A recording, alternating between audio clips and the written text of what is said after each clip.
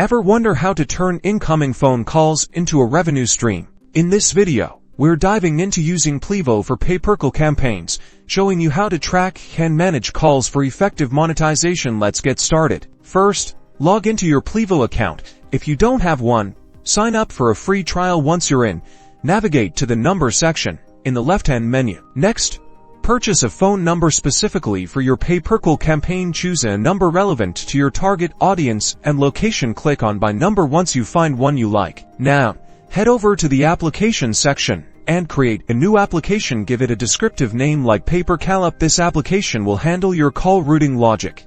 In the application settings, you'll need to configure the answer URL. This URL points to a script that tells Plivo what to do when a call comes in. This could be a simple script that logs the call, plays a message, and then connects the caller to the destination number. This script will use Plivo's XML or API to forward the call to your client's phone number and track the call duration. There are plenty of code samples in the Plivo documentation. Finally, utilize Plivo's reporting features to track your incoming calls, duration, and other relevant metrics. This data is crucial for optimizing your pay-per-call campaigns and ensuring accurate billing. And that's it.